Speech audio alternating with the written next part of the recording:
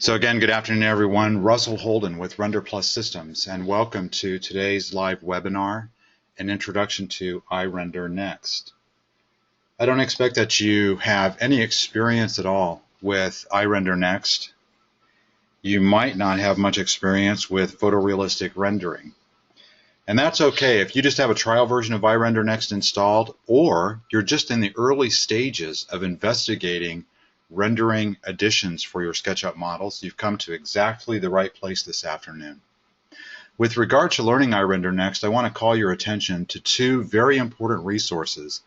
One is the RenderPlus Systems channel on YouTube. If you've not visited our channel yet, please do so. There are some very nice videos created by both RenderPlus Systems, our staff, and additionally some really nice videos created by end users, all geared towards helping you develop your skills with iRender Next. And of course, frequently visit renderplus.com, where you'll find comprehensive documentation on iRender Next, some written and video tutorials, and additionally, you'll find our current webinar schedule. We plan quite a few webinars during the months on a variety of iRender Next topics. So hopefully after today, we'll see you again at a future live webinar. Now, I don't know specifically how you might be using SketchUp, but of course, everyone knows that SketchUp can be used to make virtually any kind of 3D model imaginable. And so perhaps you do small objects, and today I'm going to use this table from the 3D warehouse to show you a couple of very interesting features of iRender Next. What I'd like to point out about this table is that once we open it from the 3D warehouse, we don't do anything to the model, we just click render. And similarly, I'm also going to use this beach cottage. Some of you may be familiar, this beach cottage also is loaded from the 3D warehouse. And once we loaded this model, we don't do anything, we just click render. So I'll show you some very nice rendering features using a couple of models loaded from the 3D warehouse. And then I also created my own model. This is a simple little interior. It's going to allow us to explore some advanced features of iRender Next. We're going to have a lot of fun with this one. I want to invite you throughout the webinar to ask questions if you have any. If we need to back up something that we've already covered that maybe I didn't make clear, please ask the question. If we need to rewind a little bit, I'm very happy to do that. What's really important this afternoon is that if you have a question, ask, because I'd love to help you exit this webinar eager and confident about using iRender Next to render your SketchUp models. Now, if you have a trial version of iRender Next installed, when you start SketchUp, click the Extensions button on the toolbar, and you'll notice that iRender Next Load will appear on the drop-down menu. When it does, click it, and you will get the iRender Next toolbar. Now, so there's no confusion, typically this toolbar is going to install adjacent to the SketchUp toolbar. I peeled it away. You can certainly do the same. Now, I did that because I want to make sure that it's very clear the SketchUp, or excuse me, the iRender Next tools that we are using as we go through this webinar. I also want to point out that in addition to our rendering applications, RenderPlus Systems offers several free extensions for SketchUp. And one of them is a very nice materials library. Now, this does not install automatically. You actually need to download it off of our website and then install it. And when you do, you'll find hundreds of additional materials that you can use directly in your SketchUp models. And we've gone a little bit further. In addition to the materials, we've added some predefined rendering options that we call finishes. So select a material with the appropriate finish for your model and then have fun rendering. I think that these materials are a very nice way to enhance your SketchUp models and make them more photorealistic. So here is a very simple wood table model loaded from the 3D warehouse. And as I mentioned, It's not necessary to modify this model in any way whatsoever. Instead, once the model is open, click this button, which is the iRender Next Render button. And when you do, this dialog will appear. This is the iRender Next Render Settings dialog.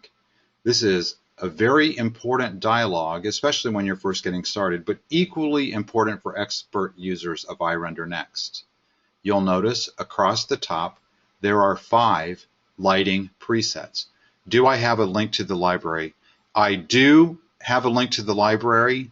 I'm sorry, I'm being asked a question. The question is, do I have a link to the library? And the answer is yes, I do. In fact, when I follow up at the end of this webinar, what I will do is include in the email that I send to everyone a link to this library. I strongly encourage everyone to go get this library. It's absolutely free, has a lot of great materials. Thanks for asking. I'll make sure I include that link. Okay, so back to this dialog. Across the top, you will notice that there are 5 lighting presets. And I want to point out, first of all, that these presets are for natural lighting. And the 3 in the middle are pretty obvious. They are switching on or off the SketchUp sun. The 2 on the outside are not so obvious. The first that I want to use by way of explanation is called Studio High Dynamic Lighting. The concept of this lighting preset is actually pretty straightforward. Imagine that we actually had this little table and we took it to a photographer. The photographer would set up a studio with lighting, filters, all kinds of nice things, and create for us a professional photograph of our table. Studio High Dynamic Lighting in iRender Next emulates this exactly. And so when we select Studio High Dynamic Lighting and generate the rendering, here is the result, which, as you can see at the beneath the table, shows lots of shadows, not just one. So from this lighting solution, there are multiple lights being used to illuminate our model.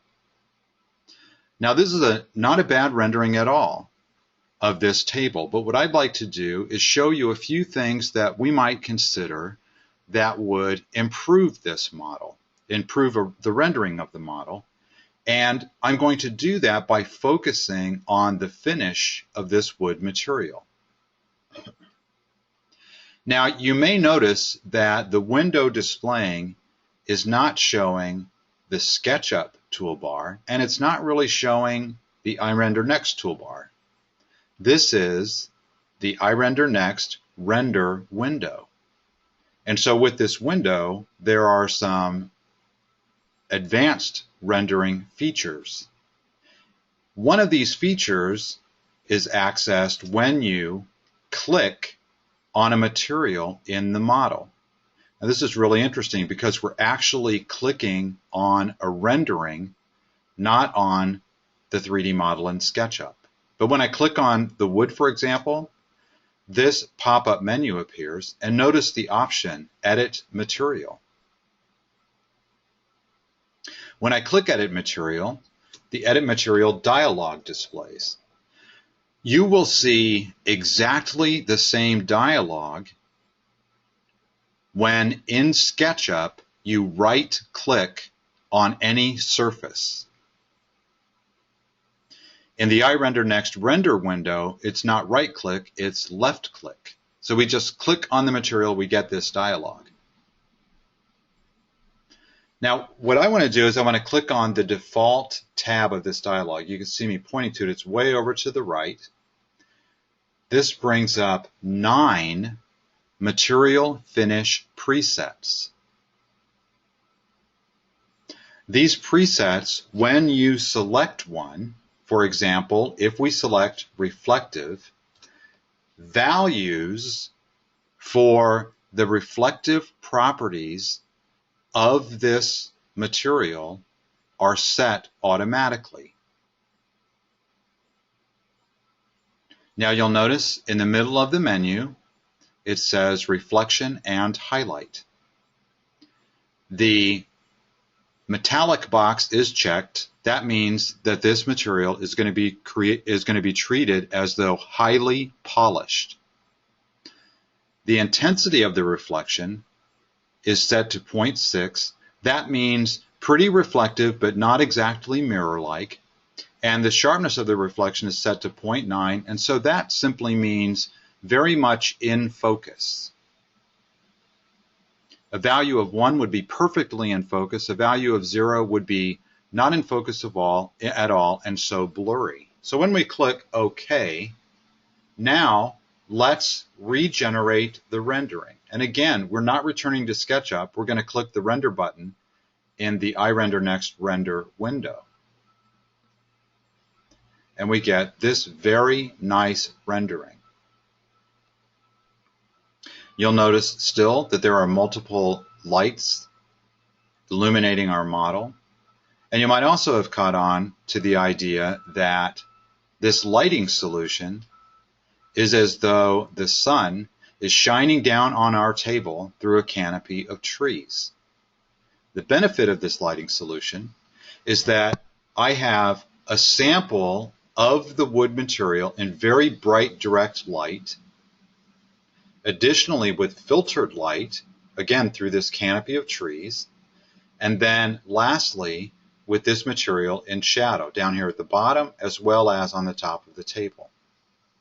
What I like about this rendering solution is that now when I include an example of this table in another larger model, I have a very good idea of how this wood will render in virtually any lighting condition. And if you make models similar to this one, tables or furniture or other objects, using Studio High Dynamic Lighting is a very nice way to illustrate your completed project. Now this early on, what I want to point out is once the rendering is completed, you'll notice this button, which enables. As soon as the rendering is completed, this button will enable. This is the Resume button. And here's why it's beneficial to you. Notice at the bottom of this screen that this rendering was completed in 10 passes, and it took 45 seconds. The idea of passes is this. iRender Next is using a multi-pass system, so this rendering has in fact been generated and refined 10 times. With each additional pass, shadows, lighting, materials, and reflections are refined. The more passes, the higher quality the rendering. Now, if I've decided that 10 passes wasn't quite the quality I was after, what you might determine is that it would be necessary to return to SketchUp, specify a higher number of passes, and start the rendering all over again. Alternatively, click this blue button. And when you do, the Resume Rendering dialog appears. One of the options is to double the number of passes. As soon as I've set the number of passes, double up is pretty quick, just one click, and then click OK. When I click OK, the rendering will resume at pass 11 and finish at 20. So here we are at pass 16.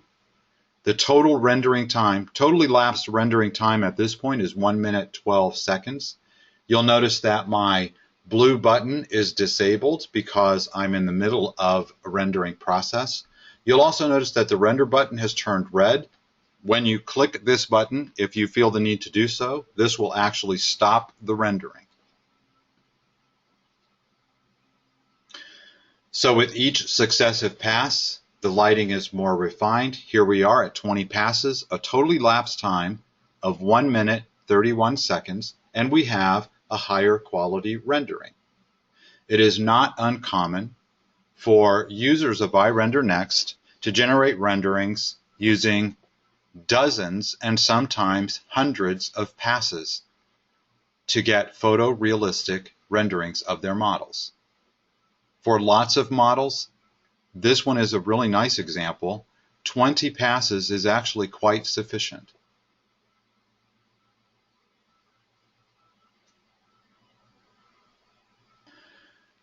We have some advanced features, including the ability to lower the color saturation of a completed rendering, which I've done here. So this gives me more of a monochromatic view of my rendering, a black and white photograph, if you will.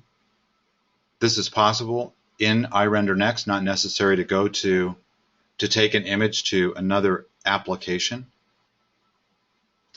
This is a rendering option called Clay, available with iRender Next. Kind of nice. It removes the material, removes the color, renders the model as white, and gives us, again, a very nice reflective surface.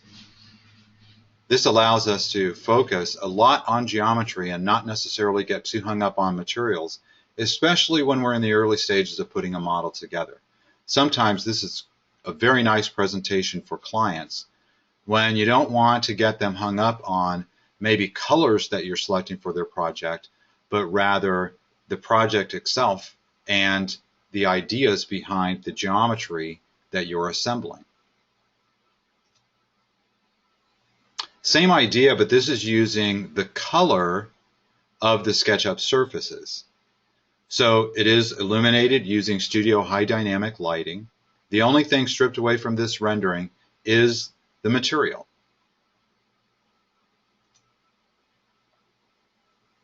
My finished rendering, ready for a presentation with a client. A nice wood table using Studio High Dynamic Lighting. So hopefully what you've gained from this experience so far is that with a lighting preset and a very simple, easy to understand change to the finish on a material, I end up with a very nice rendering of a SketchUp object.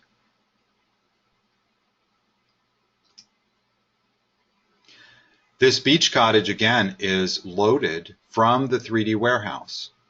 And just like the table, when I open it, the first thing that I want to do is generate a rendering. Now this time, I'm going to select a different lighting preset. I want to use the SketchUp Sun for shadows on this model. So I select Exterior with Sun, click Start Render, and I end up with a model that has our rendering of a clear SketchUp sky, very nice shadows created by the SketchUp Sun, and because the windows are glass, you can see really nice reflections in the glass. Now this sky is completely clear, and so I'm getting blue reflections in the glass from the sky. I can actually improve on that a little bit. Remember earlier I talked about making a change to a completed rendering, and when I lowered the saturation on that table to make it a black and white image. Well, this is what I did. I clicked here.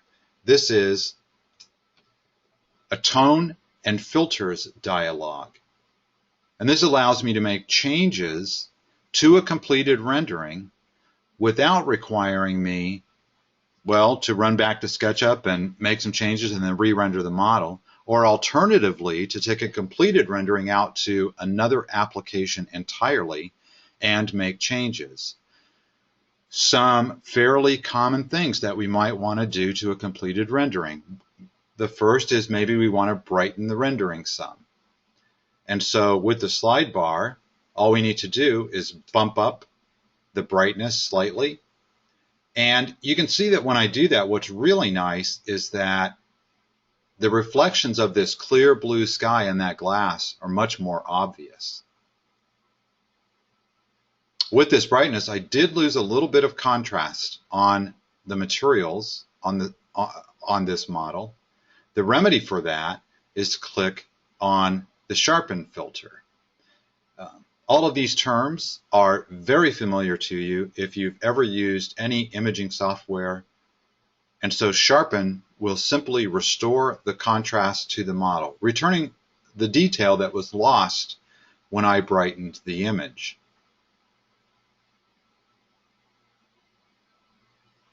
The benefit is that I have the ability with iRender NXT to make very nice adjustments to a completed rendering without having to return to SketchUp, make changes, and then start the rendering all over again.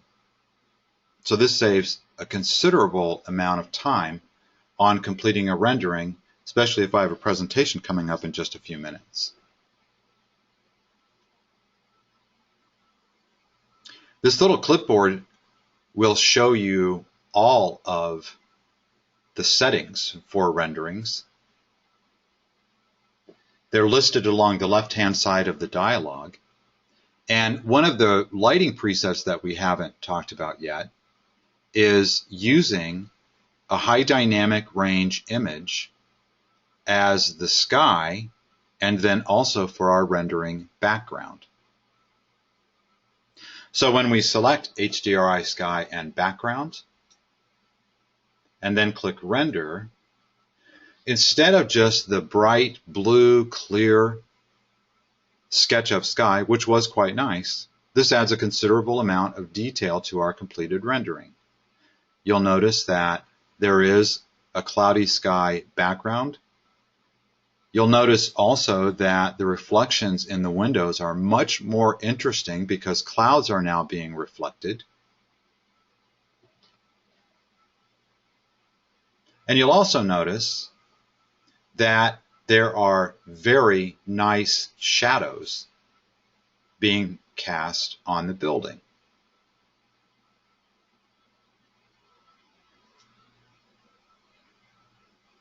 Now, along with just tone and filters, we also have a couple of additional effects that can be used on a completed iRender NXT rendering.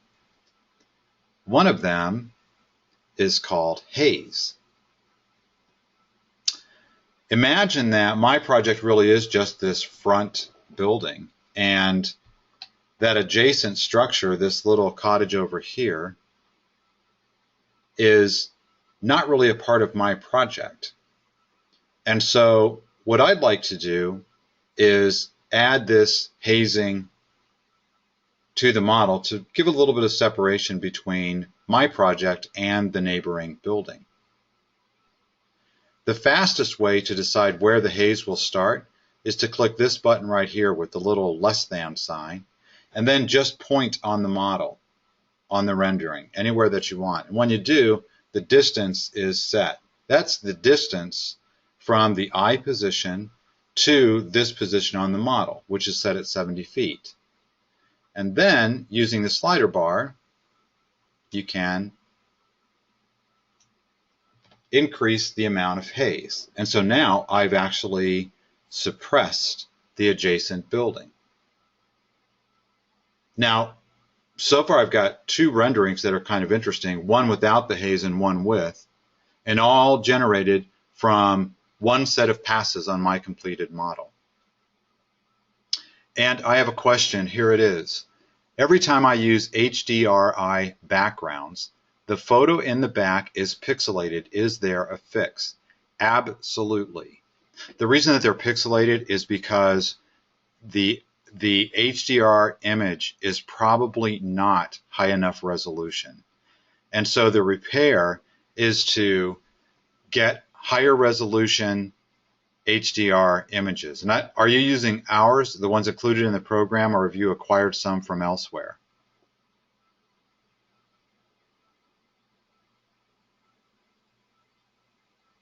Using ours. Yeah, you know, ours are okay, but they are not especially high resolution. Another way to improve the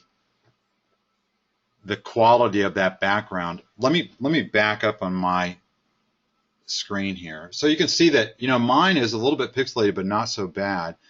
This is the default image when you select HDRI, the HDRI sky. I don't know if you've used this one.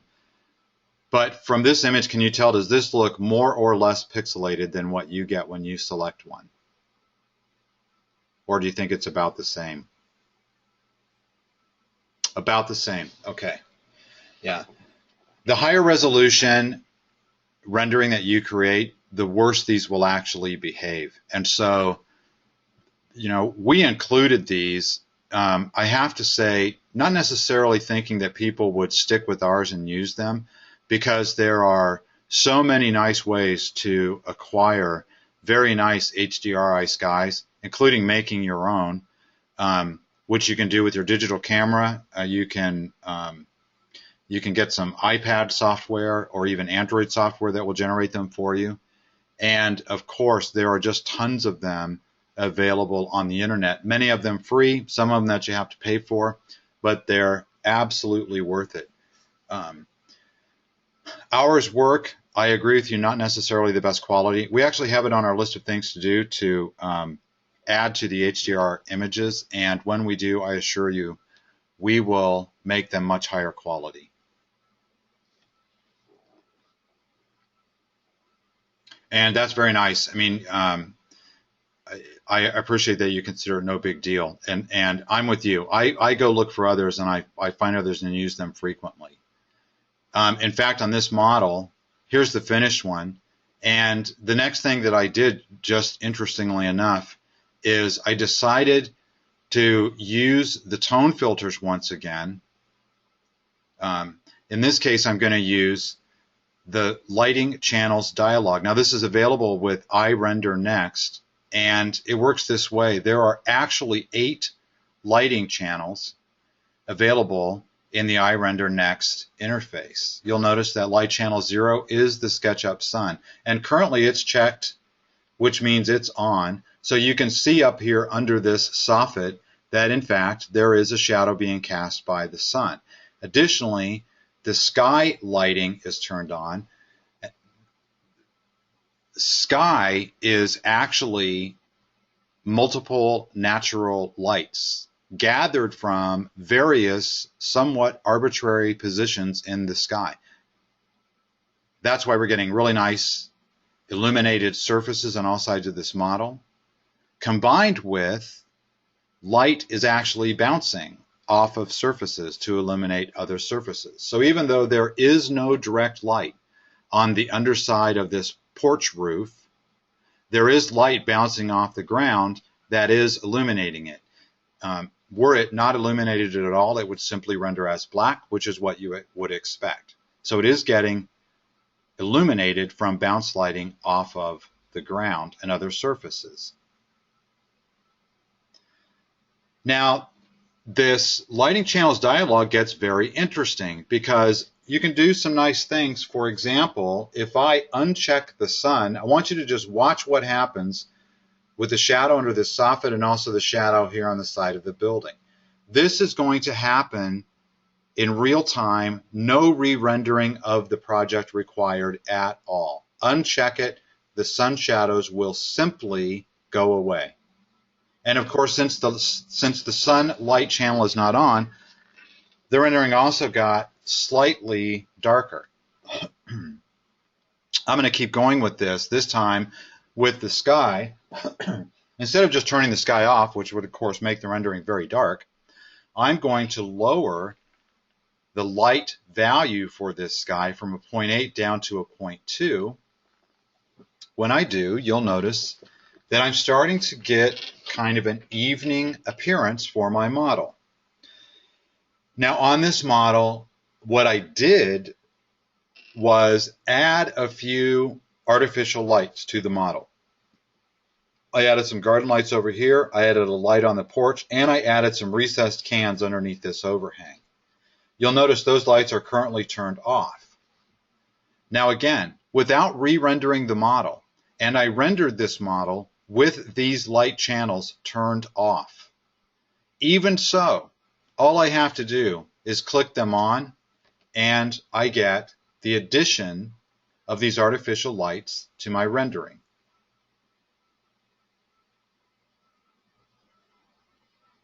We could have also rendered it this way and then gone backwards. And the backwards would be turn those lights off, brighten up the sky, turn back on the sun. And you would get exactly the same result. So here we go, cycling through it again. I get an evening rendering of my model.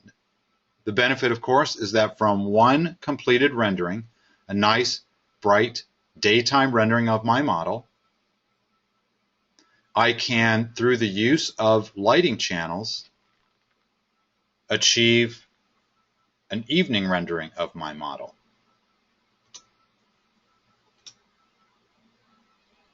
So I get two renderings essentially for the price of one.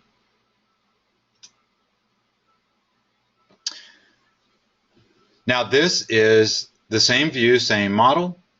The only difference is I've selected a different HDR sky. And by the way, this one is much less pixelated. I kind of like it. And I happen to like it because this is the sunset HDR image, which is included with iRender NXT. It's a little bit more high resolution than the last one that we used. And what's really nice is that because the sun is low in the sky, it's quite red. I like it because it warms up my model considerably.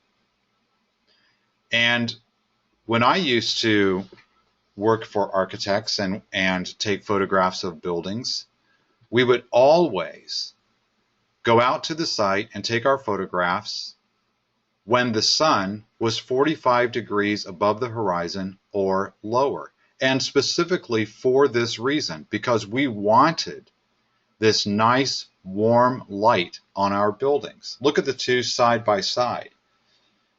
You know, and I gotta say, both of these renderings are actually quite correct. In a bright daylight sun, you get lighting on your building that is quite neutral and in fact is a little bit cool because of all the blue, the bright blue in the sky, which in addition to the sun is illuminating your building. When it moves more towards evening, the sky itself gets a little bit more red because of the sun dropping towards the horizon. And so the result is a much warmer coloration on my building. Now look what happens when I turn on my lights. Now, I must confess to you that I really liked the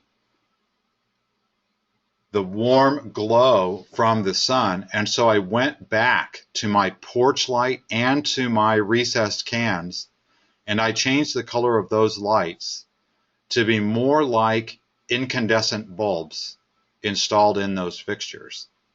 So that also helped maintain this warm look for my project.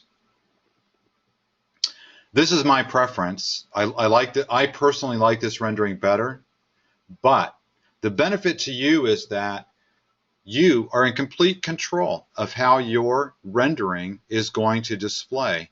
You're in complete control of the color, you're in complete control of the lighting, and all of these things are very easy to manage with iRender NXT. We're going to do some of these things very, very specifically in just a minute. With this model, which is my interior. This is a model that I created. It's admittedly quite simple, but it'll allow us to go through some very nice features of iRender NXT. And for example, the first one that I thought it would be very helpful to show you is adding artificial lights to this model. So when I click on the chandelier, I get the Render Ready Components dialog. This is included with iRender NXT, and it is a library of lots of different light fixtures that are all predefined. Now you'll notice I've selected a round recessed light fixture. The only thing we really have to be concerned with is setting the brightness of the bulb. I've set it to 60 watts. And then what I did, the default color for all of these light bulbs is going to be white. What I did was I warmed it up a little bit, added quite a bit of red to the color, because I like for what I think is probably an incandescent bulb to cast a little bit warmer hue on the surfaces in my model.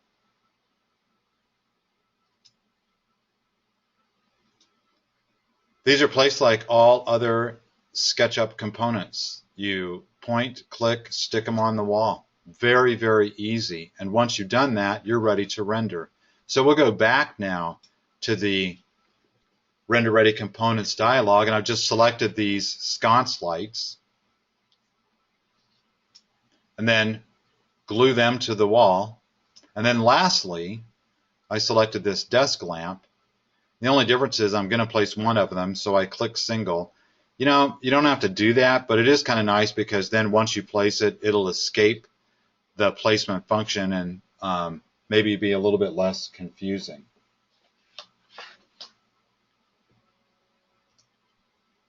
So we'll place this desk lamp back on this shelf. So everything's in place. Let's render the model.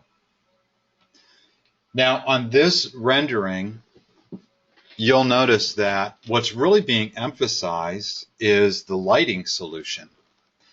The materials so far in this rendering are not especially convincing, and I did that on purpose because the second part of what we'd like to focus on today is finishes on these materials and what we can do to make them look more realistic.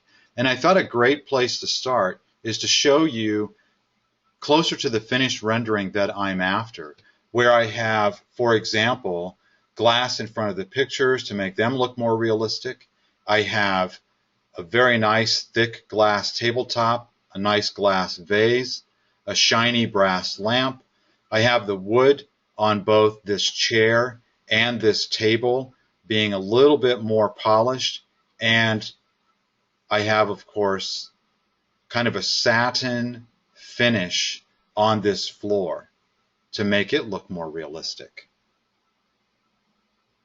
So I thought we'd spend a few minutes, and I want to guide you through pretty crisply how I made this happen with this rendering. The first place to start that'll explain all of these ideas is with this desk lamp. When no material finish is assigned, it actually has the preset value of matte. So that's what we're getting. The surfaces on this lamp are reflecting natural and artificial lighting, but that's it. Otherwise, it's a matte finish. And that means the intensity of the reflection is 0, and sharpness and all of these other options for reflection are disabled. So I'd like to improve on that because that's not bad, but it doesn't look all that realistic. This little pictogram illustrates that when the intensity of the reflection is set to 0, there is no reflection. When the intensity of the reflection is set to 0.9, which is 90%, we're getting very close to a mirror-like reflection. And of course, incrementally in between, we get different degrees of reflection. I'm hoping that's very easy to understand because you can control that very easily with the iRender Next interface. But more important is that if I select plastic as the finish for this lamp, look what happens. All I did was select plastic and then render. Because when you select a material finish, iRender Next fills out the values for intensity and sharpness automatically for you. And most times what you'll find is that these preset values are ideal, in this case for making this lamp look as though it were made out of plastic.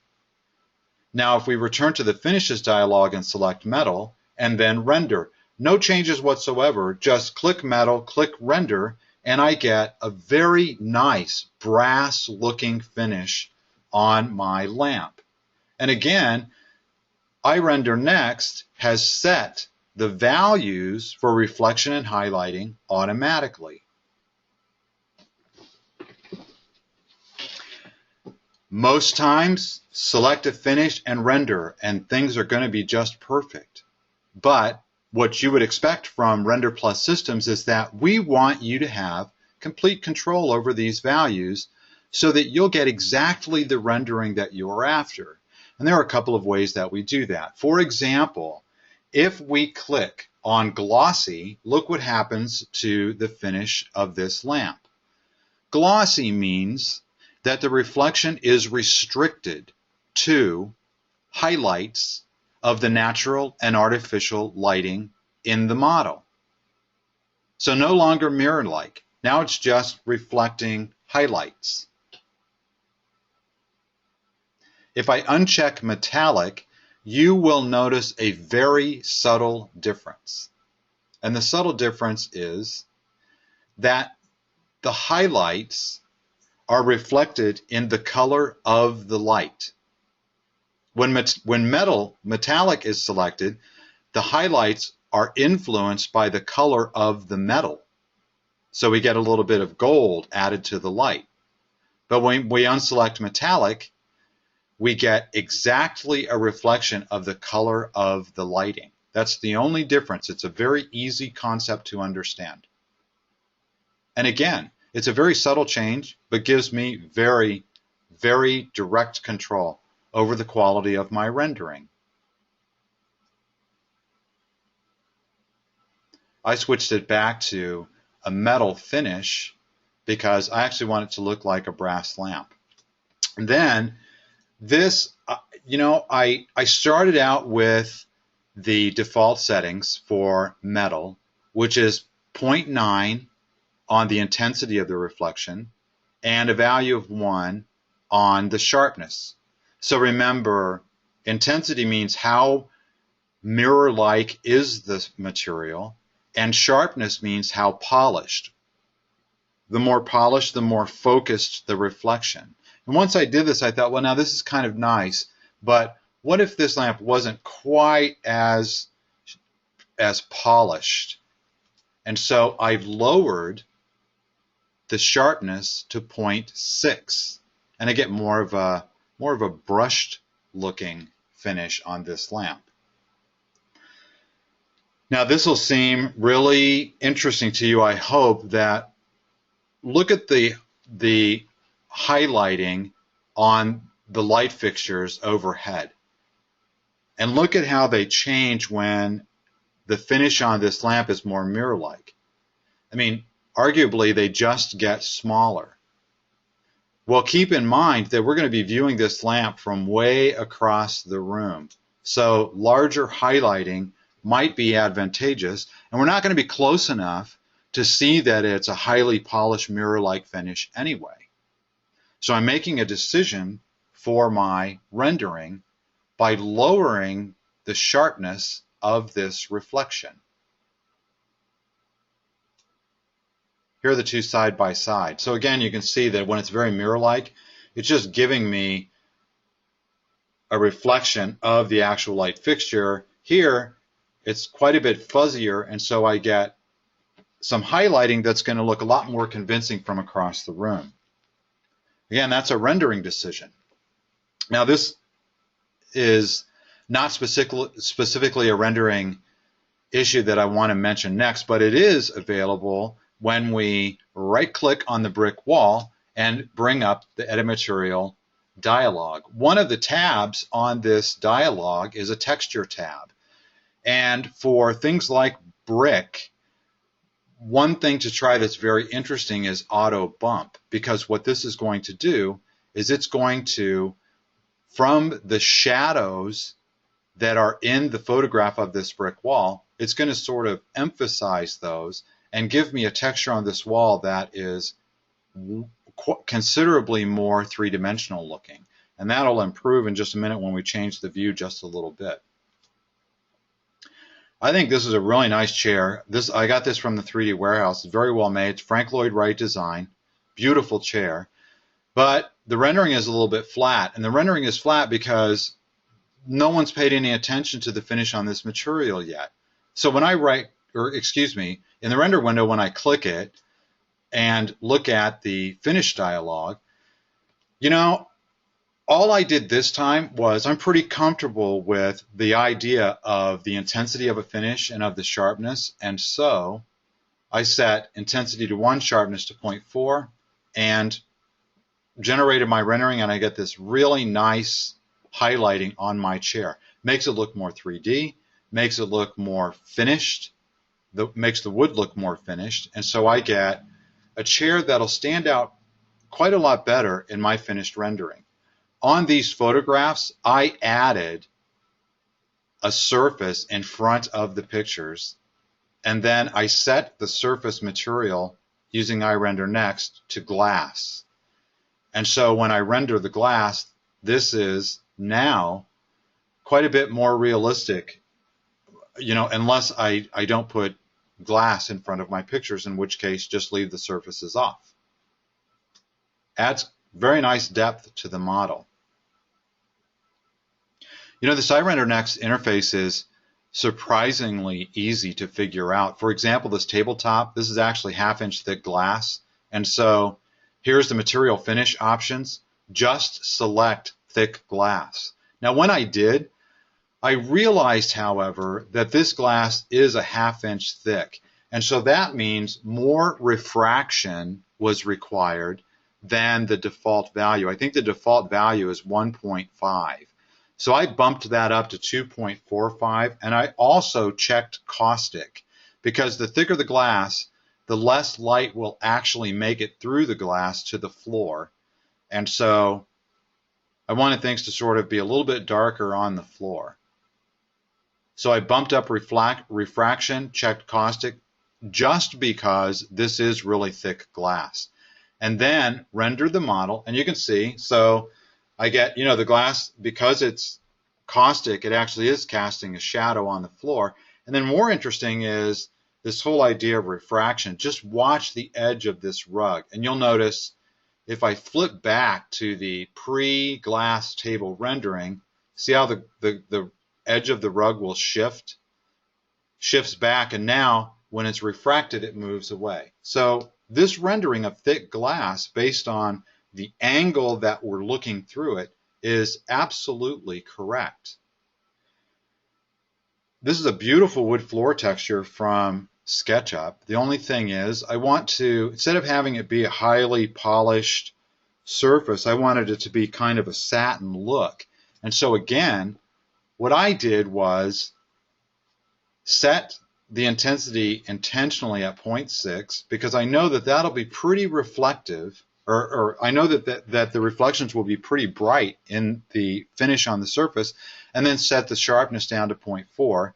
Remember, the lower the value, the more fuzzy the reflections. So in the case of wood, the more satin the finish. Then this vase is an interesting example, because you can see that it is a color called ivory. I wanted to maintain the color of the vase because it's a really nice ivory white. I selected metallic because I like the default values for this glass vase. A very high intensity and a mirror-like reflection. But here's the curve I'm going to throw. I did make one change, which was to increase the transparency from 0, which would be an opaque vase, to 0.1, so 10% transparent. And I think I get a very interesting, high-quality rendering of this vase when I do so, because as you can tell from the rendering, you can kind of see through the vase. Again, the point is that with a little bit of experimentation and understanding these basic concepts available to you in iRender Next, and then not being afraid to experiment a little bit, you will generate spectacular renderings of your SketchUp models. The column in the back, I wanted to actually reflect light a little bit better, so again, I just upped some of the values. I made it glossy so that it will reflect the highlighting from the light fixtures in the room.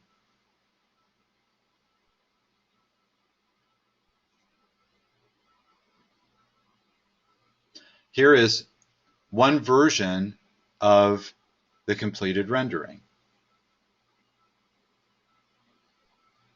Now I want to point out something very important for you to understand when rendering with reflections.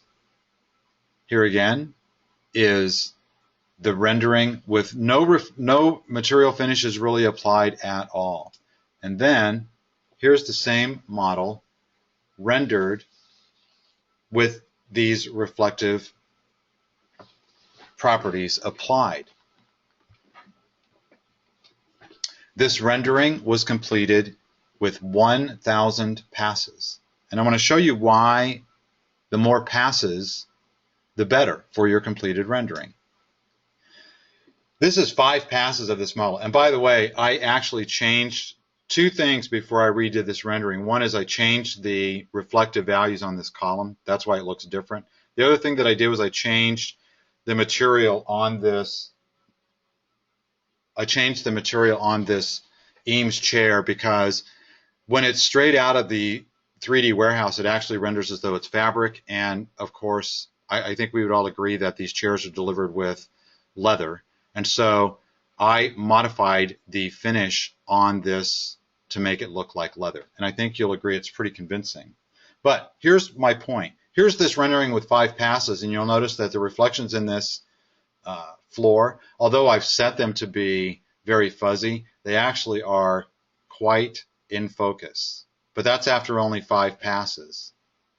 After 10 passes, quite a bit fuzzier, but still kind of mirror-like. After 20 passes, getting more and more fuzzy. Look at over here on the right-hand side. The highlighting is getting much more convincing. Here we are at 50. This is actually quite acceptable as a nice rendering. The lighting solution is pretty nice. Remember how I told you that when we change the angle of the view, our wall does look much more 3D because of that auto bump texture. Now we go 100 passes. Better still, the highlighting is getting so much nicer on this floor. And the floor actually, I think you'll agree, is a very important feature of this room because it occupies a considerable portion of the finished rendering. So I thought it was really worth it. Why not go to 1,000 passes? And now I have exactly the finish on the floor that I was after, because the mirror-like reflections are all but washed away, except where you can see where the chair leg is touching the floor. I get a pretty nice sharp reflection, but the further away the reflection, the fuzzier it gets. This will help you understand that a couple of things. When you set values for reflections, on the first couple of passes, if it doesn't seem to be producing the results you were after, actually don't be alarmed. The likely scenario is that you just need more passes so that the reflections can be refined. After 1,000 passes, you'll also notice that this window is reflecting the room inside. Now it's only doing that because you can see it's kind of a cloudy sky out there. It's actually darker outside than inside. I didn't have the SketchUp sun is actually turned down to a pretty low value, and the sky is not very bright either. And so because there's more luminance inside this room than out, I can see a reflection of the sconce lights, for example, in the glass. And of course, iRender Next is just doing that automatically. If we were to turn off the sky and the sun, this glass window would actually look like a mirror. And so 1,000 passes, and we've paid considerable attention to material finishes in this model. We adjusted the material finish on the lamp, making it look like a brass lamp. We wanted to improve the 3D rendering of this brick wall, so we gave it an auto bump texture, improved the lighting on this chair, added a reflective surface in front of the pictures, made the tabletop thick glass, made the vase a very nice, barely transparent glass. And then, of course, look at the column. Now, instead of looking as though it were painted with a flat paint, it's actually painted with more of a semi-gloss paint and looks much more realistic. You know what, everyone? That's the conclusion of this webinar today, this introduction to iRender Next.